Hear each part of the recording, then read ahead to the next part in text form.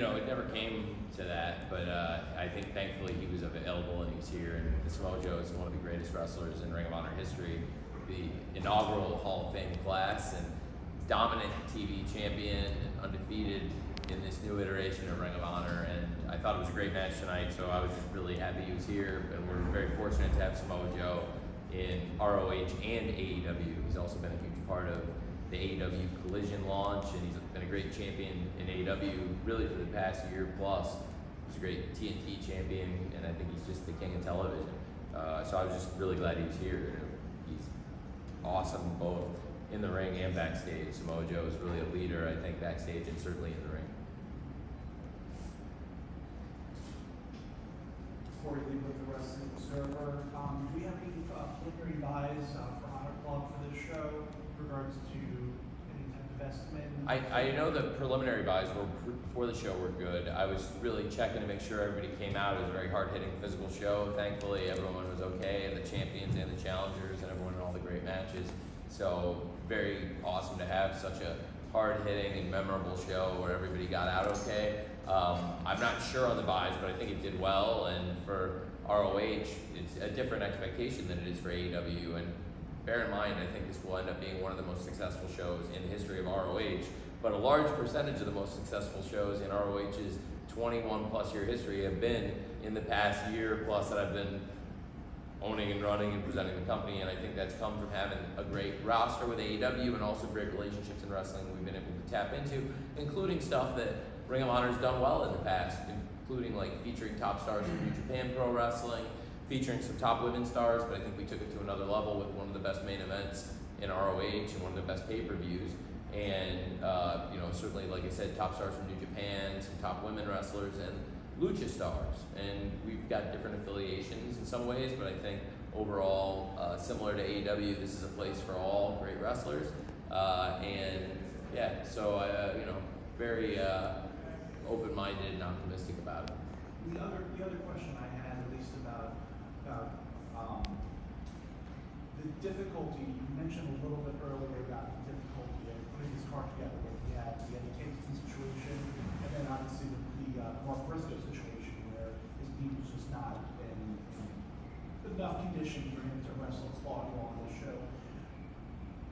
Has this helped you in regards to you're able to kind of think on the fly in regards to matches, and then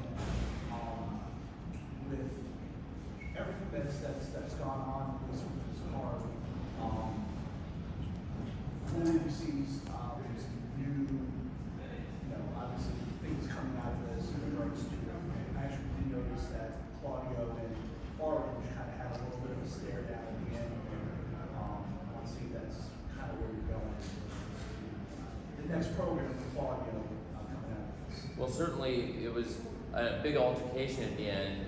It was great to have Claudio versus Pac, but then that meant the BCC and the Death Triangle got involved. And we saw earlier in the night in the four-way tag, the Lucha Brothers really had it out with the Best Friends, and that continued. And when the Best Friends showed up, I think the crowd was very surprised to see the AEW International Champion Orange Cassidy run out.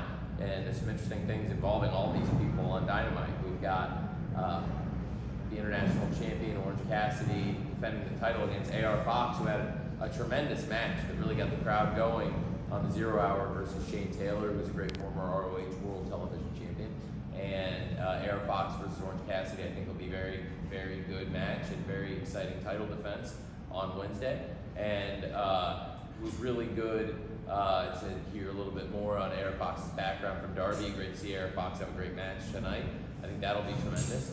I'm really excited about the three-way tag match, Jon Moxley and Claudio Castagnoli versus the Best Friends versus the Lucha Brothers, which I think came to me and I felt like we really wanted to see after that altercation.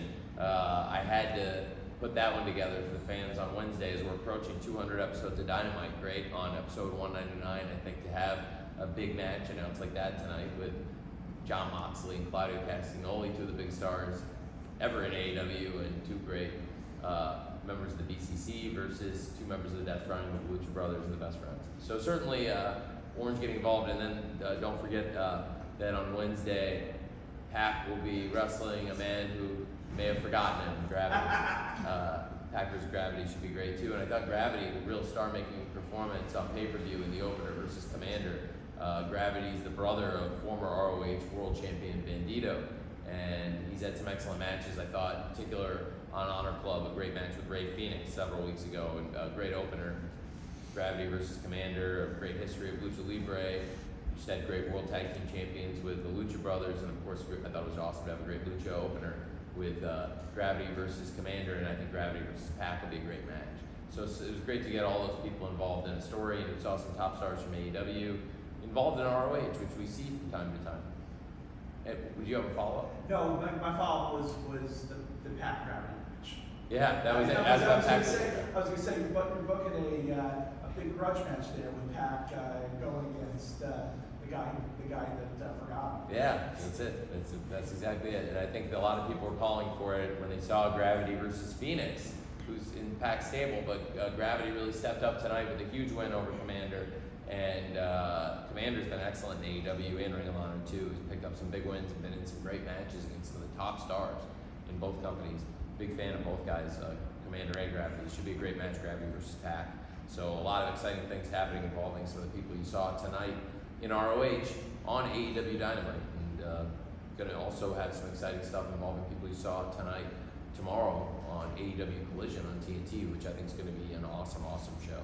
And you saw Action and Darius picking up a great win, and I think Action and Andretti and Darius will be tremendous opponents for Jay White and Juice Robinson, who really have been on an amazing, amazing roll. I think Jay White and Juice Robinson have really been just great TV stars, and I think tonight we saw Darius in action, had a great match with the Workhorsemen, so I'm excited for that on Collision tomorrow.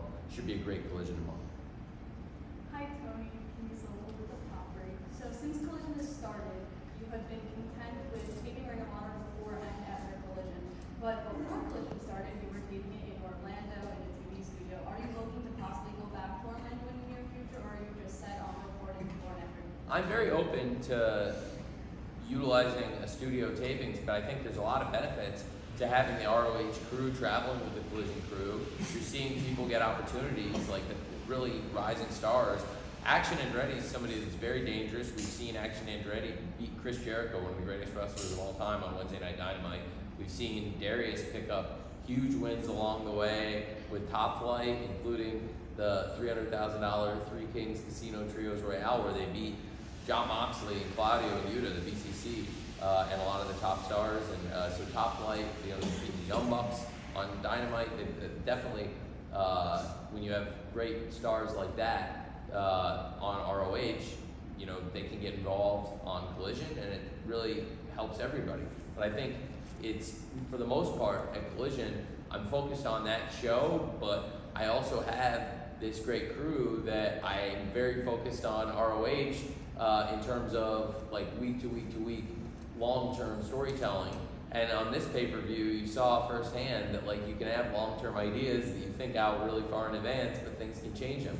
And it's all kinds of different things. Like with Eddie, I made a choice. I think I wanted to let Eddie go to Japan, even if it meant changing some of the things that I originally was going to do on this show.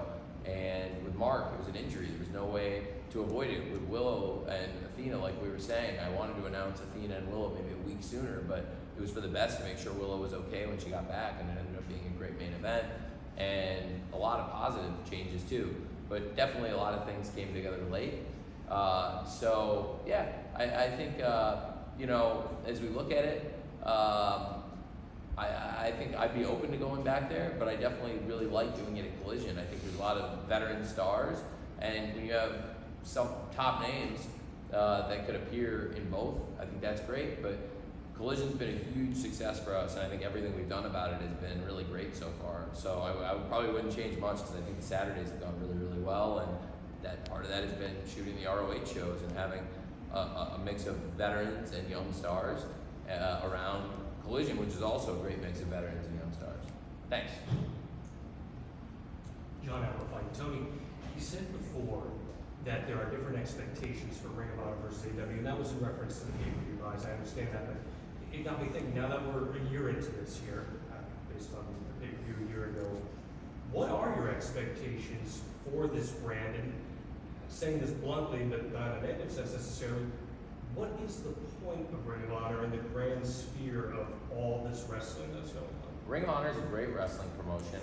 It's got a different mission. It's got a different audience than AEW. It's maybe more focused to a hardcore audience, and I can do things programmed to the hardcores and deliver the kind of wrestling that I know a hardcore fan is going to want to see. I think AEW speaks to maybe a broader, definitely a bigger and broader worldwide audience. Ring of Honor has a great 21-year history and was at one point, in my opinion, the #2 wrestling company in North America, if not the world. And when AEW launched, that changed things. AEW is a bigger challenger brand than there's been in pro wrestling since the 90s. And it's been a long time since there was a company like AEW that changed where Ring of Honor stood, but now Ring of Honor is back, and I think Ring of Honor is still a major company. It's not the #2 company in the world, but I think there's a clear 2 biggest companies, certainly North America and I think worldwide. But really, I don't think Ring of Honor has ever been more influential or powerful or well-backed. I think these have been some of the best pay-per-view shows in the history of Ring of Honor over 21 years.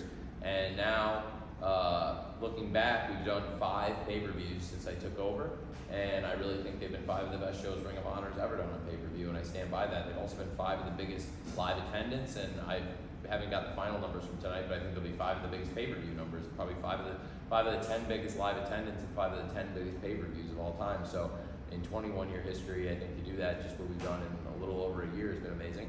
And it's also given young wrestlers a place to work, veteran wrestlers, it's given more opportunities. It helps build stories across wrestling for AEW, but also for our partners in New Japan Pro Wrestling, and we can bring in great lucha stars, and it's definitely had an impact on our AEW shows. And I think it's really great that Ring of Honor is back, and that was what I wanted to do. I didn't want the promotion to just disappear because there's a lot of Ring of Honor fans, and the success of AEW probably changed the course of where Ring of Honor was going to go as a pro wrestling company. But I'm very glad to be the owner of Ring of Honor, and I enjoy booking Ring of Honor, I enjoy booking AEW. They're different things to a different audience in some ways, and I have different expectations. There's different business expectations, but they're both great, and I think they exist very well, and I think they're very complementary. I also think the relationships we have in New Japan Pro Wrestling and Lucha Libre and other international and domestic wrestling promotions can also be very complementary, but certainly AEW and ROH work really well together. ROH has a great history with New Japan Pro Wrestling, and now AEW with New Japan Pro Wrestling, I think, is the most important and successful wrestling partnership in the world.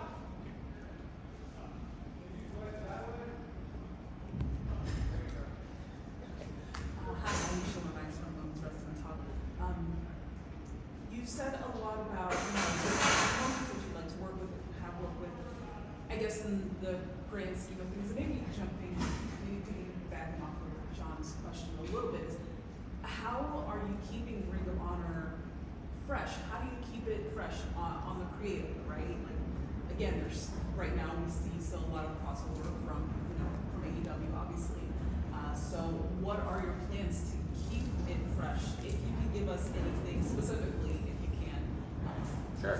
Well, I think it involves bringing in different stars. There's some international stars that have competed on Ring of Honor, some that have crossed over. Willow's competed in New Japan, Ring of Honor, and AEW. Shibata-san has also competed in all 3. They come from different backgrounds, and both of them have fought tonight in great championship matches on this great pay-per-view. So I think with Ring of Honor, we bring in people from all over. There's nuanced differences, but I think it's a great question, like what specifically are they? So for some things, I think the TV shows have different time constraints, and there's just different benefits to doing things in Ring of Honor that aren't necessarily about like minute-by-minute TV ratings. There aren't necessarily commercial breaks like there are in AEW, which is the TV is like very specifically allocated a certain amount of time and breaks that need to go a certain amount per hour that you just have to do, and you don't really have those time constraints in ROH.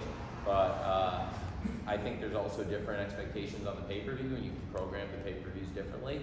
The ROH pay-per-views tend to be 3 hours, or more specifically 2 hours, 58 minutes and 30 seconds, and the AEW pay-per-views are 4 hours or more, 3:58:30. So basically, you can do different amount of matches to some extent, and different concentration of stories and matches, and bring in different international stars. And there's logistical things, you know, like we were just talking about with where the shows are shot, allows you to bring in different people or use different combinations of people. So going forward, I'll continue to utilize relationships in wrestling, international wrestling stars.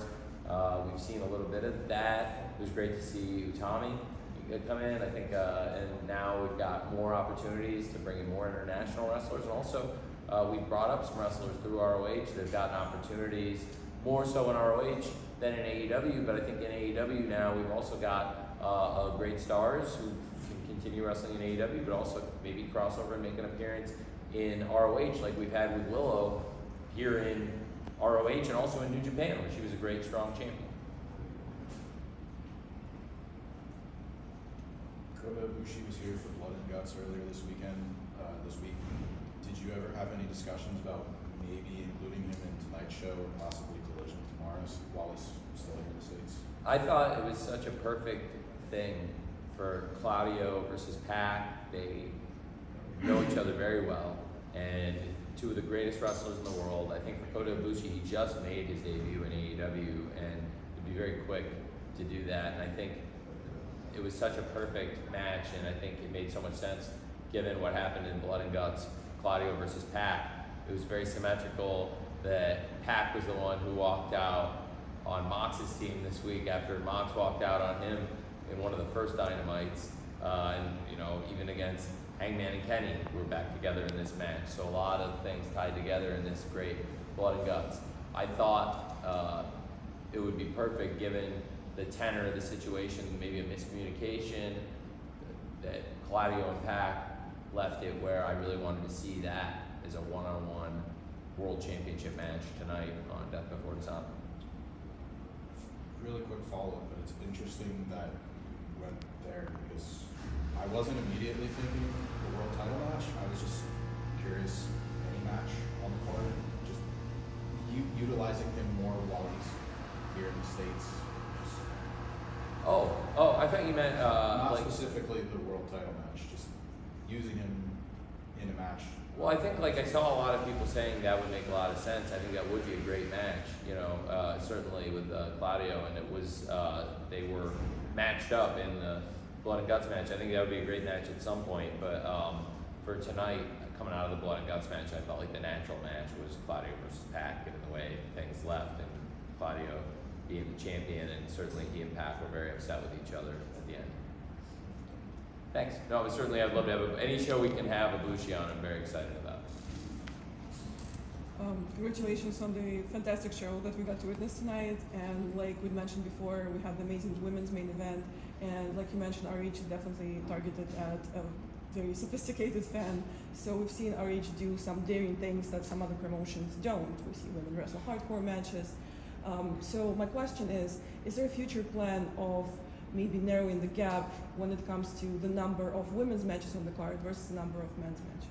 Well, I think it's both companies have featured great stars, great women's champions for these pay-per-views. I thought the presentation was very strong this pay-per-view.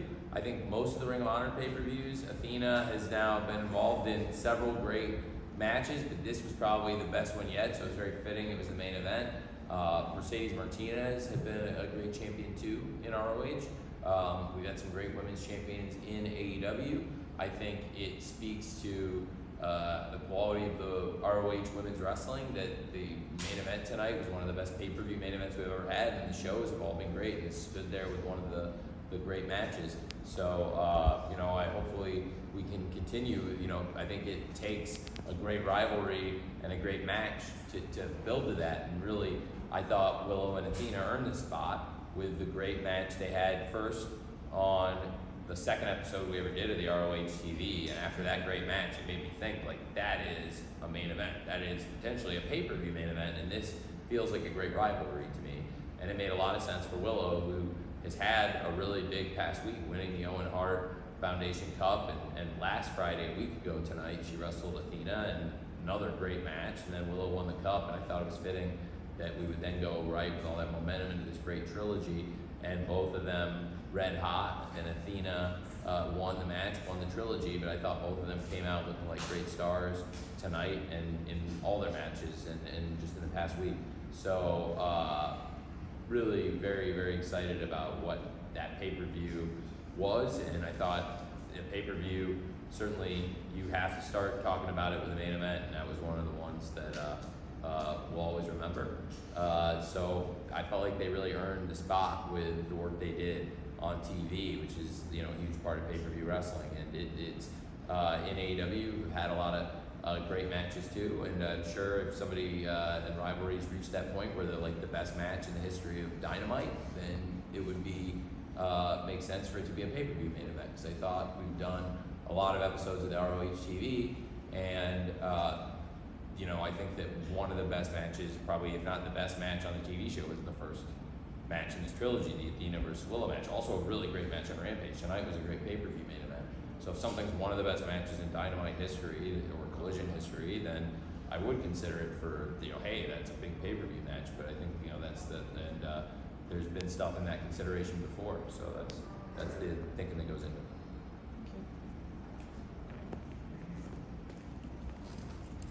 Tony, my name is Anthony Caruso, publisher of the Capital Sports Report. You had events in Atlantic City with AEW. You're going to be in Newark tomorrow. First time here in Trenton. What's your thoughts on using this market and having more events here in the future? Well, I love being here.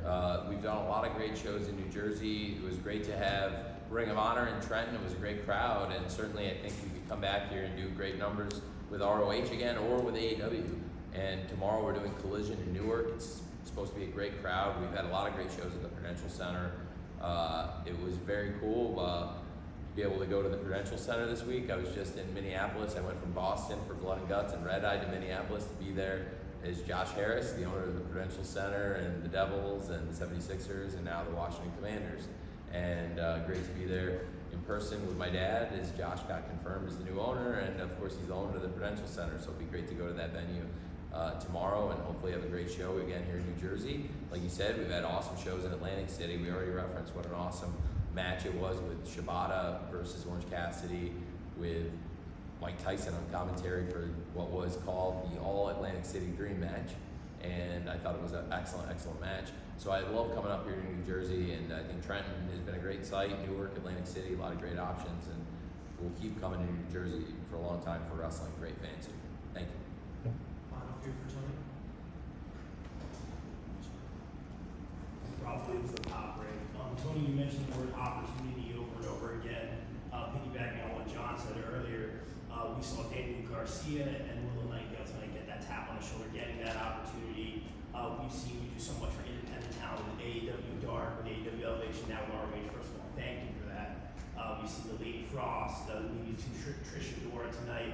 I mean, how important is it for you to have ROH be somewhat synonymous with the next generation of talent? Well, I've always wanted to feature the top independent wrestlers, people on the cutting edge, and we've been able to make a lot of stars that way. Take people that had done well in the independents, also take people that were more, frankly, obscure as far as national recognition, and then package them up and have them be very successful, some of them champions in AEW, and now in Ring of Honor too. And I think there's a lot of people that came up that way. So whether in Ring of Honor, it's the Gates of Agony, or in AEW, Powerhouse Hobbs, The Acclaim, and many others, and then giving opportunities to people who were heralded independent wrestlers like Eddie Kingston, Ricky Starks, Willow Nightingale, and a lot of other people. A lot of great people in AEW over the years with really good eyes that brought people to our attention. And when I've seen people, whether it was in AEW or ROH, that clicked with the audience, that clicked with the company, that made sense on the TV and for pay-per-view shows, we wanted to give them those opportunities and put people in the spotlight, and that's something we have in common with AEW and Ring of Honor for sure. And I really appreciate you saying that, because I definitely want to keep the spirit of independent wrestling out there. AEW maybe the world's largest independent wrestling company in many ways, but we're also the true challenger brand and an international powerhouse in the business, which is awesome. And there are places where we actually are the #1 wrestling company in the world in some markets, including the UK, which is one of the great markets, and some exciting things to come. Of course, I've been to ROH in the UK before, so that wouldn't be a first. But AEW's never done a show in the UK or Europe, and I can't wait to go to London. Some very, very exciting stuff to come for AEW this year, and also I think ROH. We got great international partnerships, and tonight was a great event. Is anybody coming to Collision tomorrow? It's great.